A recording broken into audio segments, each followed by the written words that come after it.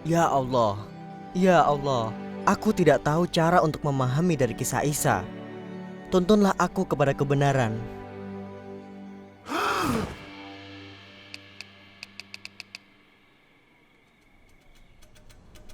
Kayaknya aku nggak pernah melihat Ali menggunakan emoji di WhatsApp. Entah karena ada yang terjadi atau dia mulai terbiasa dengan teknologi. Aku membayangkan entah Ali mengajak kita naik haji sama dia, atau dia mau minta kenaikan gaji dari bapaknya Bimo. Aku membayangkan Ali mau cerita kalau dia lagi jatuh cinta. Itu akan aneh sekali, seperti jalanan di Jakarta tanpa kemacetan. Aku percaya pada Isa. Aku berdoa kita bisa meneladani kesalahanmu, Ali. Tetapi kami semua percaya kepada Isa Al-Masih.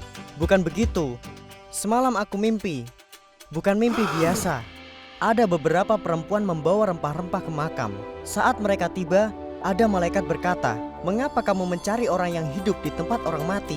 Ia tidak ada di sini. Ia sudah bangkit." Kisah-kisah yang kita baca memenuhi pikiranku. Kelahiran yang ajaib, orang lumpuh, salib. Lalu aku melihat dia, Siapa? Isa Al-Masih. Hah? Yang benar kamu melihat Isa? Dia berjubah putih dan mengulurkan tangannya ke arahku. Tapi ada yang aneh. Emang apanya yang aneh? Seperti kisah minggu lalu, ada lubang mengerikan bekas tusukan dan paku waktu dia disalibkan. Apa? Dan dia bicara sama aku, Apa katanya? "Ikutlah aku." Kita banyak membaca kisah Isa. Jadi apa yang aneh kalau kamu mimpi begitu? Kita belum baca kisah kebangkitan. Aku belum pernah baca itu. Kisah kebangkitan siapa? Aku nggak ngerti, nak. Waktu bangun, aku cari di Google tentang apa yang aku lihat dan dengar dalam mimpi. Selanjutnya, Catatan Injil tentang apa yang terjadi setelah Isa disalibkan. Persis sama yang ada di mimpiku. Anakku, kamu tahu betul Isa tidak disalibkan. Allah membangkitkannya bagi dirinya. Dia disalibkan dan bangkit dari kematian. Aku percaya. Di mana ada cerita itu? Di Injil Lukas pasal 24 ayat 1. Di Injil tertulis, saat para perempuan yang membawa rempah-rempah tiba di makam Isa, mereka mendapati batu penutup makam sudah terguling. Mereka bertemu dua malaikat yang berkilauan, dan mereka ketakutan, lalu menundukkan kepala. Lalu terjadilah seperti mimpi Ali. Mengapa kamu mencari orang yang hidup di tempat orang mati? Ia tidak ada di sini, tetapi sudah bangkit. Ingatlah akan apa yang disabdakannya kepadamu ketika ia masih di Galilea, yaitu saat ia bersabda bahwa anak manusia harus diserahkan ke tangan orang-orang berdosa, disalibkan, dan akan bangkit pada hari yang ketiga. Kenapa Allah mengizinkan Nabi dibunuh orang berdosa? Apakah arti ayat ini bangkit dari kematian? Janji Allah ke Nabi Adam, Siti Hawa, dan para nabi memang benar. Akar dosa dihancurkan dan Isa jadi raja selamanya. Inilah rencana penebusan dan pengampunan. Ali, Mulai dari Nabi Adam dan Siti Hawa, umat Allah mempersembahkan kurban untuk memuliakan Allah dan menghapus hukuman dosa. Walau mereka berdosa, pengorbanan bisa mengembalikan hubungan mereka dengan Allah. Mesias adalah kurban yang sempurna. Profesor senyum terus dari tadi. Jadi Profesor, menurutmu gimana mimpi Ali? aku selalu berdoa agar kalian dapat hidayah dari Isa. Khususnya aku juga berdoa untuk Ali. Kenapa? Kenapa kamu berdoa begitu? Aku mau kalian merasakan rahmat Allah seperti aku. Dengarkan ini, setelah para perempuan itu mendengar Isa bangkit, dia mulai menampakkan diri pada pengikutnya. Aku tak mengerti. Kenapa Allah mengizinkan ini? Di mana rahmat Allah sekarang? Assalamualaikum. Itu hantu. Mengapa terkejut? Mengapa hatimu ragu? Lihatlah, tanganku dan kakiku. Ini aku. Sentuhlah dan lihatlah. Persis dengan mimpi Ali. Sudah kubilang, benar-benar persis. Semalam saat aku baca kisahnya dan teringat semua kisah dan janji Allah yang kita baca, aku merasa yakin itulah kebenaran.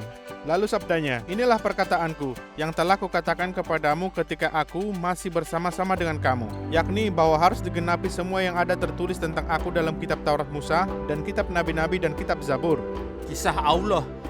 Lalu Isa membuat mereka bisa mengerti kitab suci. Ada tertulis, Isa harus mati, tapi akan bangkit di hari ketiga.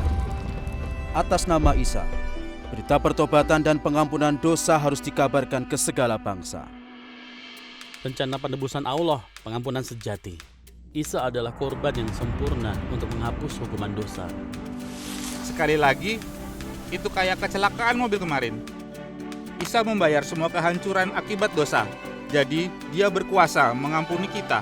Seperti kubilang, benar-benar persis. Maaf, anak muda, aku belum memahami kebenaran tentang Mesias yang kalian bahas. Ali, tolong ringkas semuanya untuk bapaknya Bimo yang terhormat.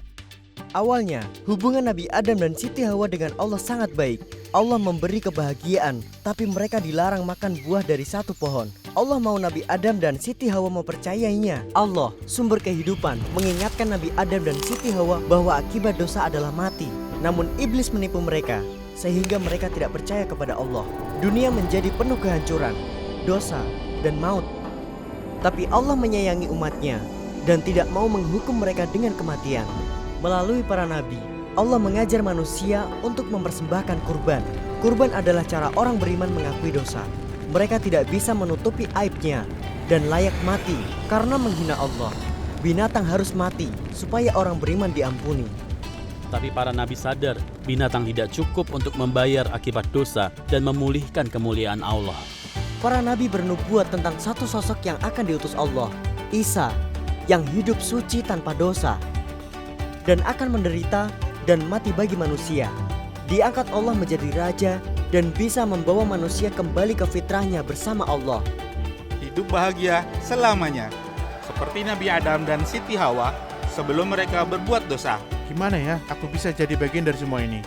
Dengan iman, seperti Nabi Ibrahim percaya pada Allah tentang anaknya. Seperti para nabi percaya pengampunan lewat kurban. Seperti orang lumpuh yang percaya kuasa Isa. Allah menyediakan jalan, kita harus mempercayainya. Jadi agar diampuni dan didamaikan dengan Allah, kita harus percaya bahwa Allah mengampuni kita melalui Isa.